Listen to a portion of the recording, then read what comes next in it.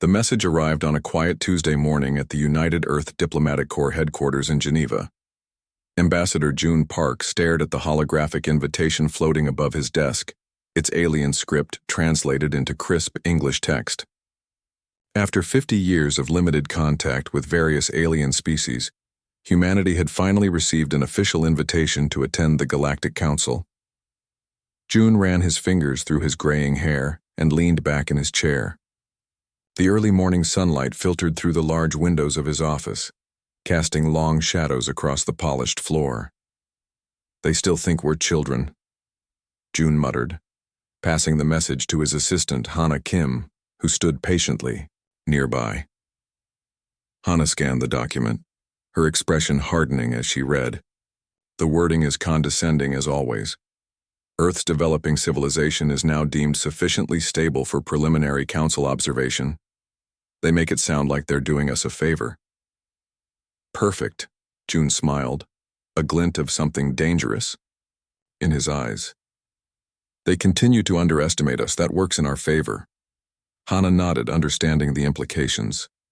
For decades, the various alien races of the Galactic Council had treated humans as primitive newcomers to the interstellar community. They had imposed strict technological development restrictions on Earth, claiming it was for humanity's own protection. The truth, as Earth's intelligence services had discovered, was far less benevolent. Later that evening, June made his way to a secured underground facility beneath the Alps. The elevator descended for nearly 2 minutes before the doors opened, to reveal a vast chamber carved from the mountain itself. Here, away from prying alien eyes and monitoring technology, Earth's unified defense leadership had gathered. Admiral Suk Lee stood at the head of the table, her military uniform adorned with the simple stars of Earth's combined forces. The wall behind her displayed a massive holographic image of what appeared to be a starship, unlike any vessel humanity had publicly acknowledged possessing. "Ambassador Park," Admiral Lee greeted him with a formal nod. "I trust you received the invitation we've been waiting for?" "I did," June confirmed, taking his seat at the table. "The Council still believes we're complying with their development restrictions. They have no idea what we've accomplished." Admiral Lee's normally stern face broke into a rare smile. "Then I am pleased to authorize the final phase of Operation Revelation." She pressed her palm against a biometric reader, and the room's lights dimmed as additional holographic displays activated around the table. "For 50 years, the Council has restricted our technological development," Admiral Lee stated, her face now illuminated by the blue glow of the tactical displays. "They claim it's for our safety, but we've learned the truth. They fear competition. They fear what humanity might become." The displays showed images of secret shipyards hidden within the asteroid belt and beneath the surface of Mars, where thousands of workers had labored for decades, building something the Council had forbidden. "The EDS Prometheus is complete," announced a tall, lean officer named Director Day. "Our first supercarrier-class warship, equipped with technology the Council believes impossible for humans to develop.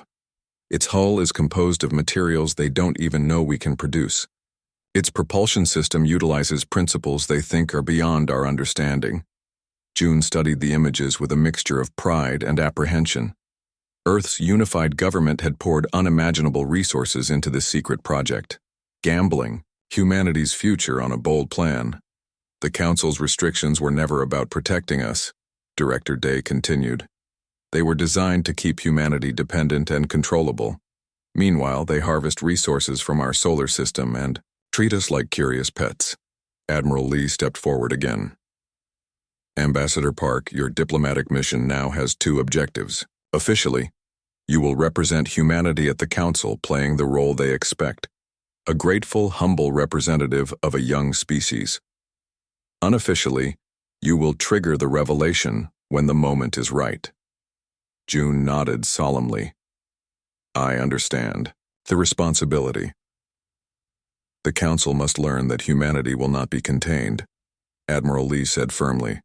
"We have played by their rules long enough." In the days that followed, June prepared for his journey. To the world, he was simply gathering his diplomatic team for humanity's first official Council representation. Only a select few knew that he carried specialized quantum communication devices that could not be detected by Council security.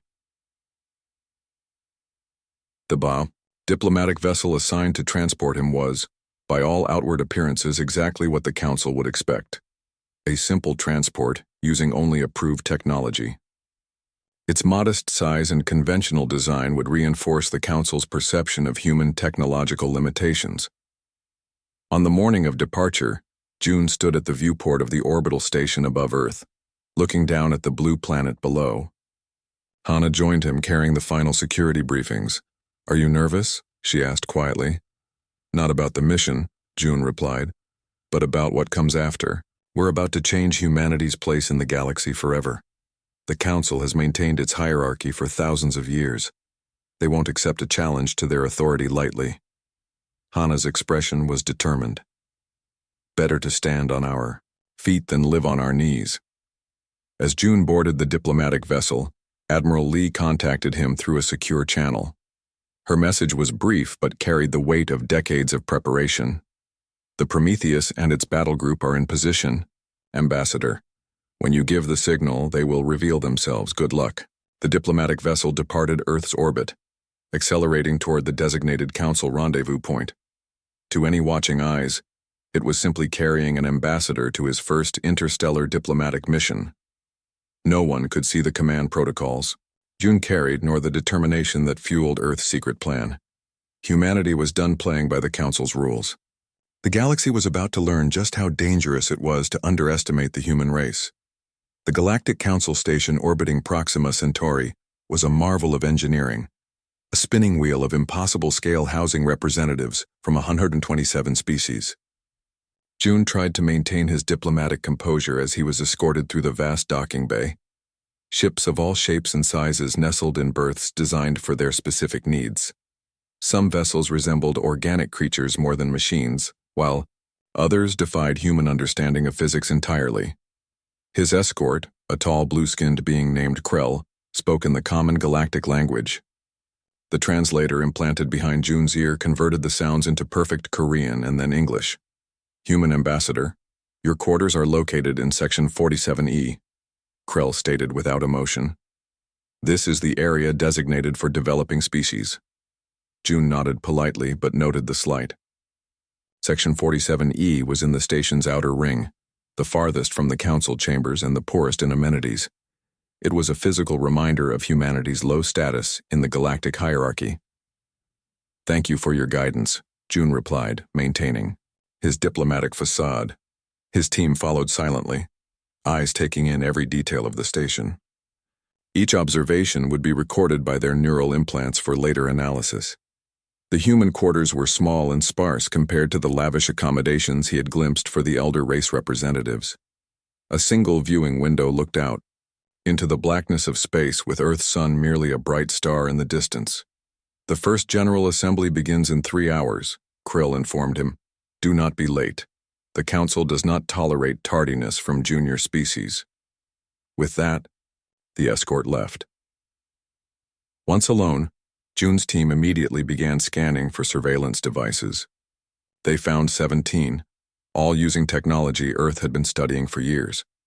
With subtle gestures and written notes, they communicated without triggering the listening devices. "All within expected parameters," wrote Hannah on a small pad. "We can speak freely in the bathroom." In the small washroom, shielded by the sound of running water, June gathered his team. "Remember, we play the role they expect," he whispered. Humble, grateful, slightly awed by their technology. Nothing to suggest Earth is anything but a compliant junior species. 3 hours later, June entered the vast council chamber. The room was a perfect circle with rising tiers of seating. The lowest and largest seats belonged to the 7 elder races, species that had been spacefaring for over 10,000 Earth years. Above them sat the intermediate species, and finally at the very top, the junior species like humans were allocated small seats with limited visibility.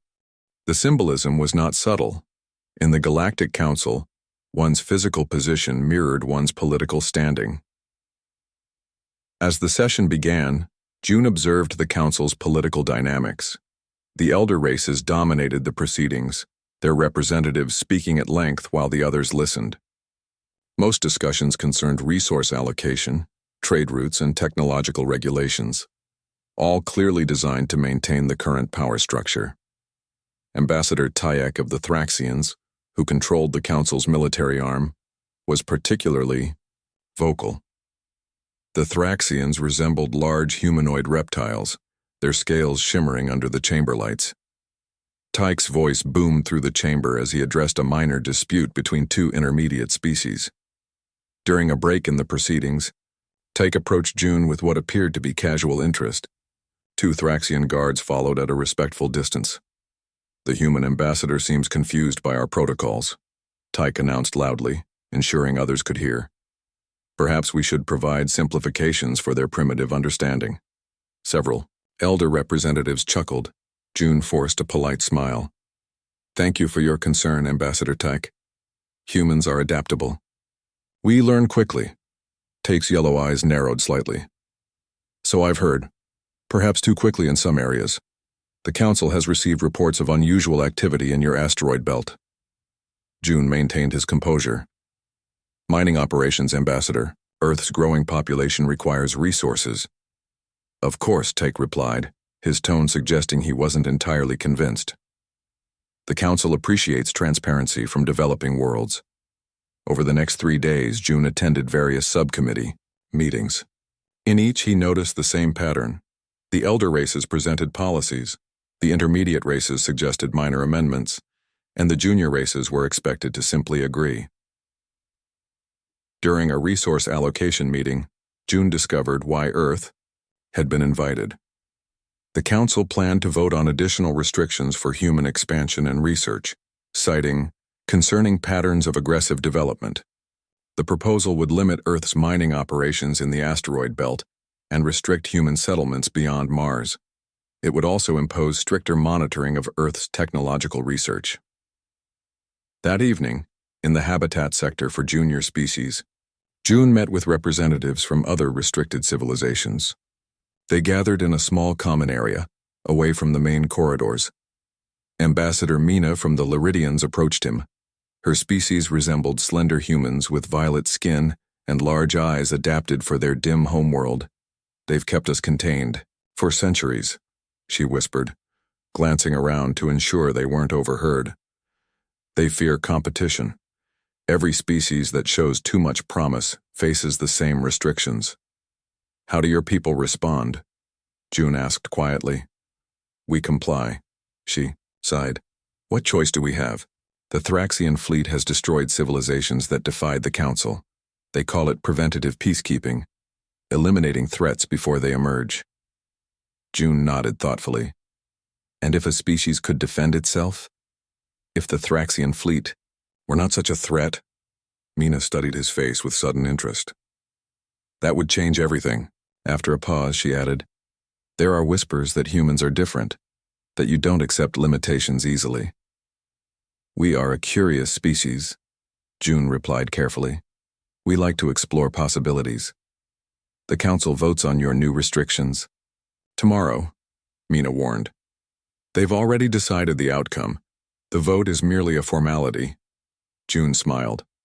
"Tomorrow will be interesting then." Later that night, alone in his quarters, June activated a small quantum communicator hidden in his diplomatic badge. The device was undetectable by Council technology because it operated on principles they believed humans hadn't discovered. "Status.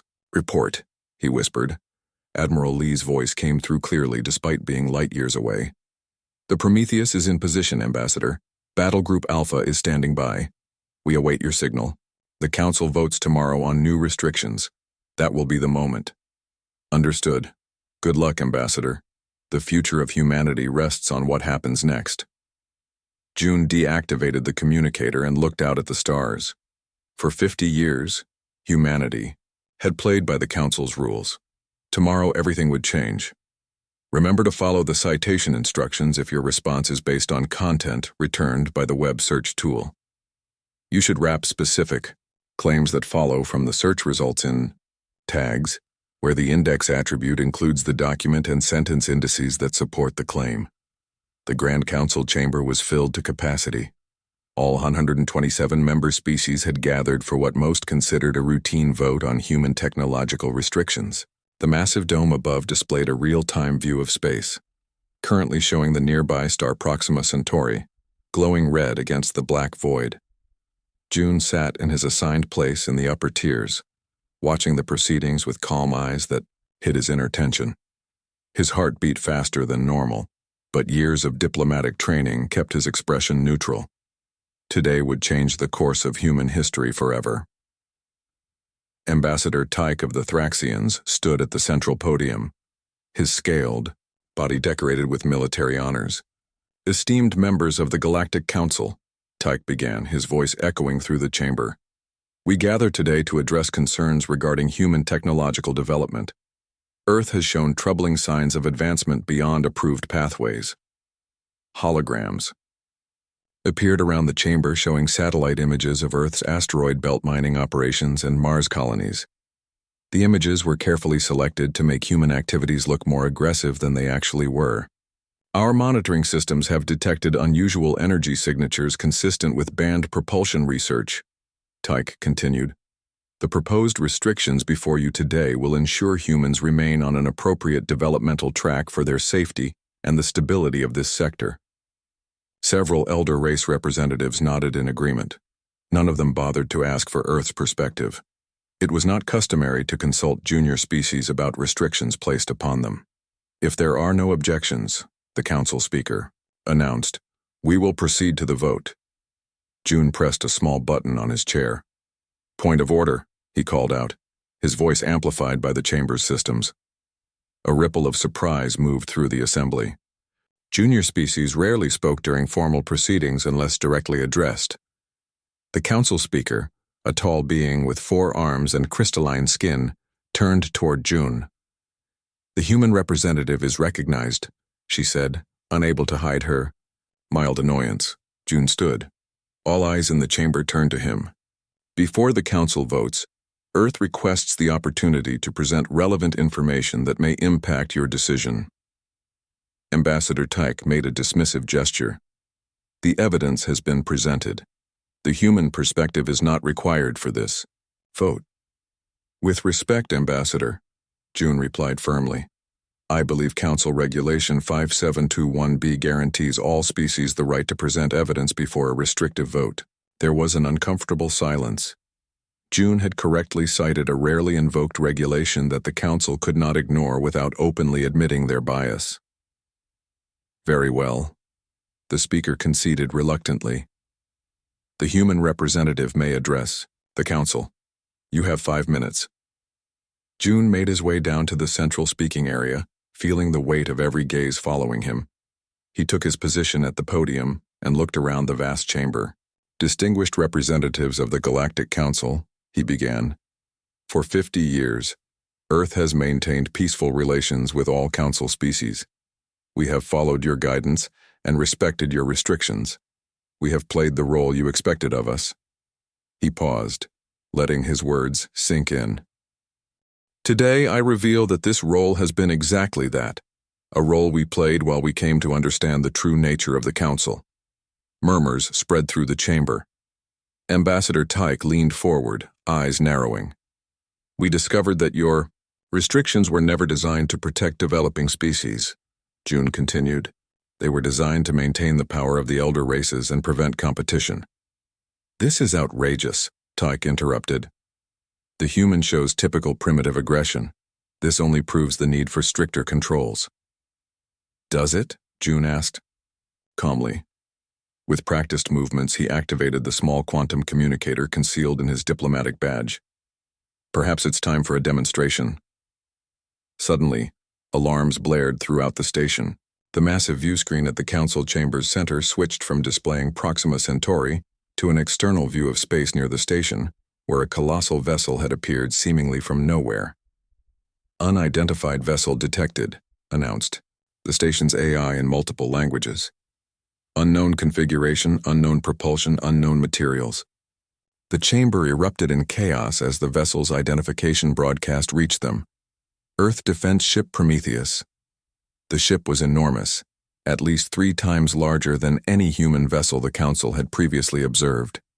Its hull gleamed, with a dark material that seemed to absorb rather than reflect light, except for lines of blue energy that pulsed along its surface. It had appeared without using any known form of jump gate or wormhole technology, simply materializing where there had been empty space seconds before. "Impossible," shouted Ambassador Tyke, standing abruptly. "Humans do not possess slipspace, technology, or vessels of this class." June waited for the initial shock to subside before speaking again. "Distinguished representatives, I present humanity's first supercarrier-class warship. We've been busy these past 50 years finding creative solutions to your restrictions." The view screen showed the Prometheus in all its glory, a vessel whose very existence defied the Council's understanding of human capabilities. "This ship uses technology you believed impossible for humans to develop," June explained. "Quantum displacement drives, adaptive shield matrices, material synthesized at the atomic level. You have violated Council restrictions," Tyke roared, his scaled face flushing dark red with anger. "No," June replied calmly. "We carefully studied your restrictions and found they prohibited specific technologies, the ones you understood. They said nothing about technologies you couldn't imagine we would discover." The Council chamber fell into stunned silence.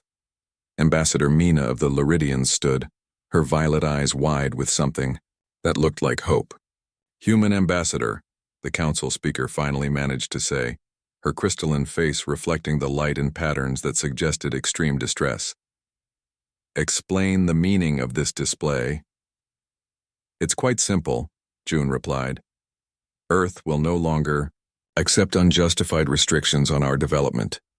We come not as supplicants but as equals." As if to emphasize his point, the main view screen suddenly split into multiple displays showing additional human vessels appearing through slipspace portals at various points across Council space. None were as large as the Prometheus, but each represented technology the Council believed humans did not possess. "These ships are positioned near key Council facilities," June explained, "not as a threat but as a demonstration. Humanity has the right to protect its interests and determine its own path of development." Tyke turned to the military advisors, who had rushed into the chamber. "Activate the defense fleet. This is an act of war." June remained calm. "I assure you, Ambassador Tyke, if we wanted war, we would not be having this conversation. The Prometheus and its sister ships have been observing Council space for months. You never detected them." The chamber dissolved into chaotic discussions as representatives frantically communicated with their homeworlds. Earth, the supposedly primitive newcomer to galactic society, had just revealed military technology that rivaled or exceeded that of the elder races. Everything the Council thought they knew about humanity had been wrong. The Council chamber remained in chaos for nearly an hour.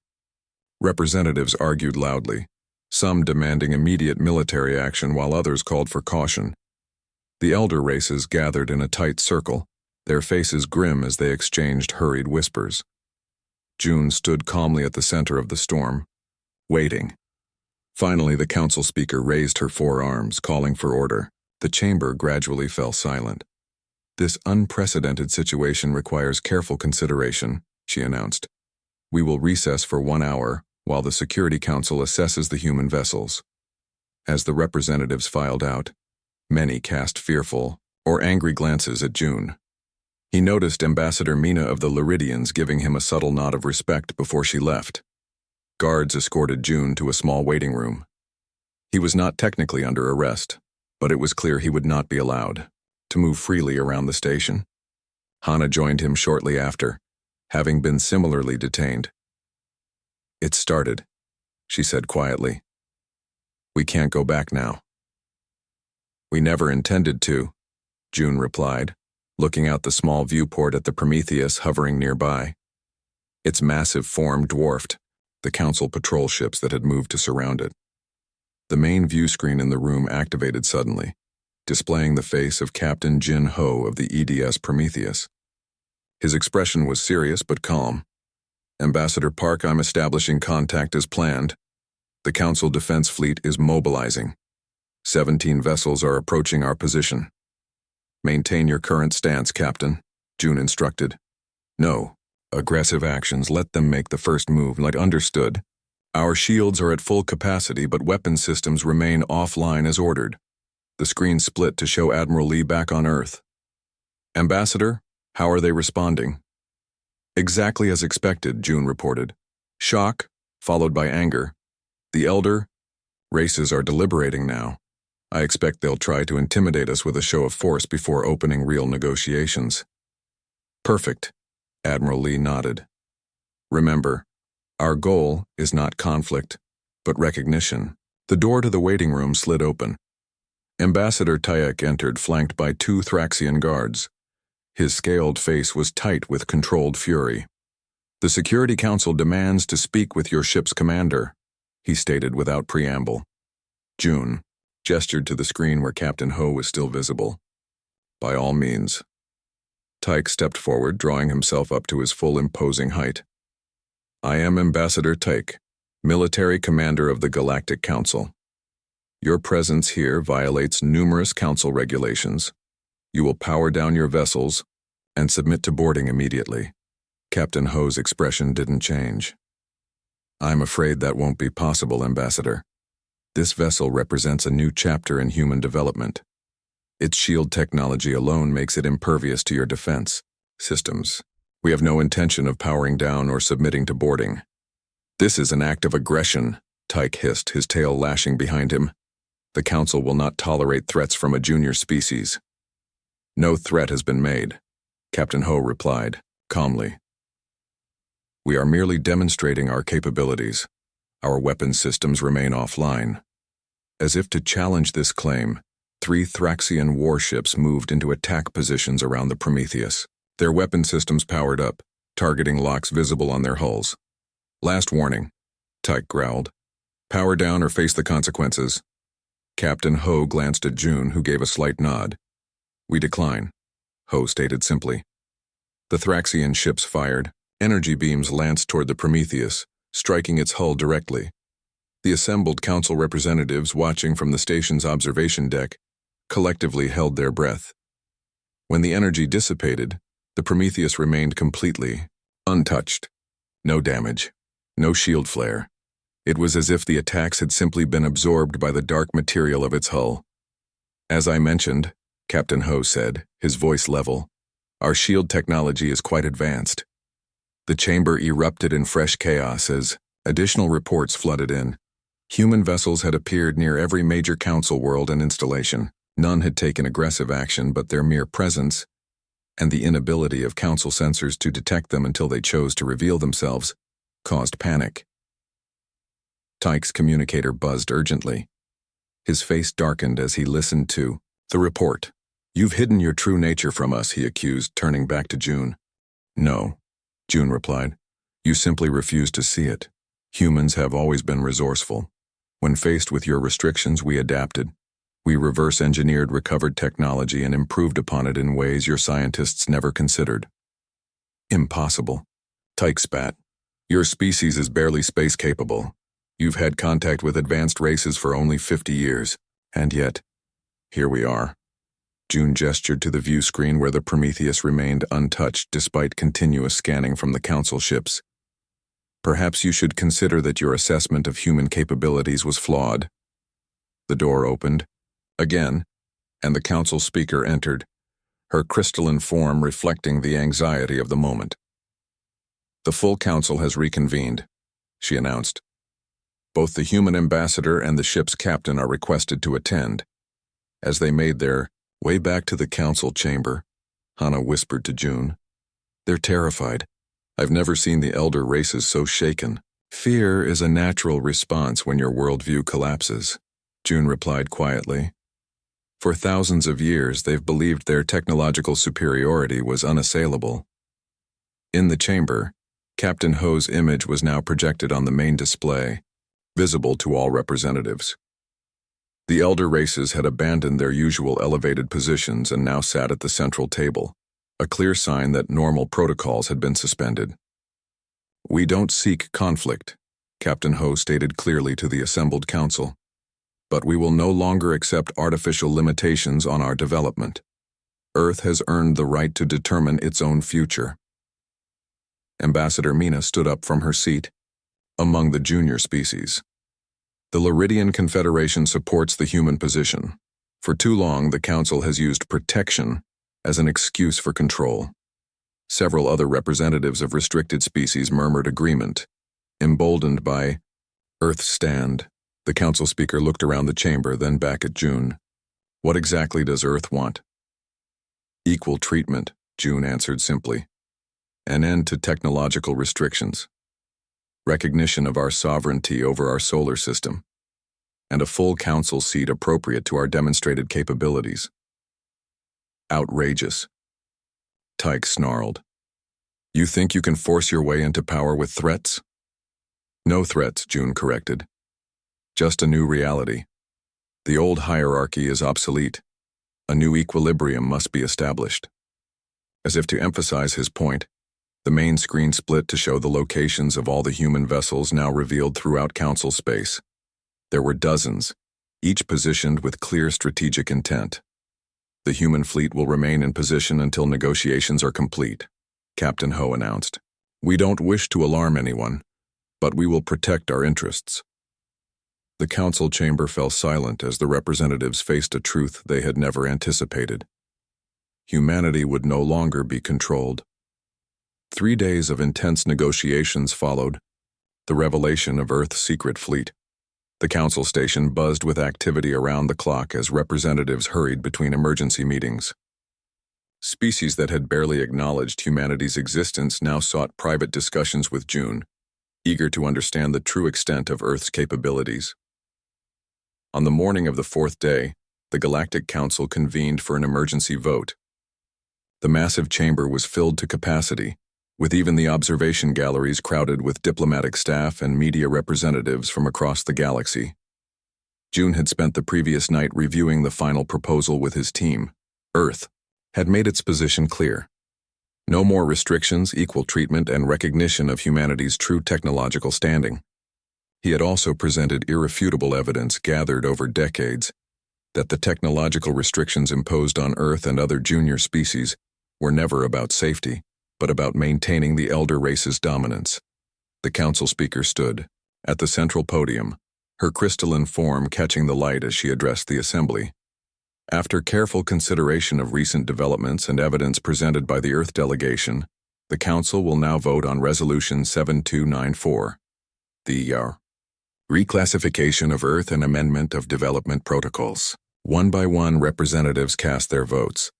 The elder races, recognizing the shifting balance of power, mostly voted in favor, though with visible reluctance. The intermediate species were divided, some seeing opportunity in the new order, others fearing change. The junior species voted almost unanimously in support, inspired by Earth's example. The resolution passes with 78 votes in favor, announced the Council speaker. All restrictions on human technological development are hereby lifted. Earth will be reclassified as an intermediate-level civilization with full development, rights, and an appropriate council seat. A murmur ran through the chamber. The change was unprecedented in council history. Never before had a species jumped classification levels so dramatically, or forced such a significant policy revision. Ambassador Tyke, who had opposed the resolution, approached June after the vote. His earlier fury had cooled into something more calculated. Impressive maneuvering, Ambassador Park, he said, keeping his voice low. But remember this. The Council has existed for thousands of years. We have seen many rising powers come and go. This moment of triumph may be briefer than you imagine. June met his gaze steadily. We don't seek triumph, Ambassador, only fairness. The Council can evolve or it can become obsolete. The choice is yours. After the session, several previously restricted species, led by Ambassador Mina's Liridians, formally announced a new alliance with Earth, creating an unexpected power block in galactic politics. What had begun as a demonstration of human capabilities was rapidly evolving into a fundamental restructuring of cosmic political realities. We've watched you carefully, Mina told June during the signing ceremony. Your people have shown that restrictions can be overcome through innovation. You've given hope to species that had accepted limitation as their fate. As the Prometheus prepared to return to Earth, Captain Ho invited June aboard for a private tour. The ambassador was escorted through security to a sleek shuttle that transported him to the massive warship. The interior of the Prometheus was unlike anything the Council races had imagined. Clean, efficient spaces housed technology that somehow managed to look both advanced and distinctly human. Crew members nodded respectfully as June passed, their faces showing pride in what they had helped accomplish. Captain Ho led June to the bridge, a spacious command center with sweeping views of space through reinforced transparent sections of the hull. Beyond, the Council station slowly rotated, now surrounded by a mix of Council security vessels and human ships in an uneasy new coexistence. This ship represents only a fraction of what we've developed, Ho confided, as they walked through the advanced propulsion section. The quantum displacement drive hummed softly, its core glowing with a blue light that seemed to bend in impossible ways. The quantum displacement drive and the adaptive shield matrix were ready years ago, but the Council never thought to restrict technologies they couldn't imagine. June nodded. And now they'll be watching our every move. Let them watch, Ho replied with a smile. They still don't know about Project Aurora. June raised an eyebrow. Even I don't know about Project Aurora. Exactly, Ho said. Earth's leadership decided that some developments should remain secret, even from our diplomats. Insurance, you might say, against future attempts to contain us. Back on the Council station, Ambassador Tyke reviewed reports on human activities with growing concern. The data from the Prometheus scans was troubling. The elder races had maintained their position for thousands of years by controlling the pace of technological development throughout the galaxy. Now, for the first time, that control was slipping. They've developed at least 5 major technologies we believed impossible for their developmental stage, a Thraxian analyst reported.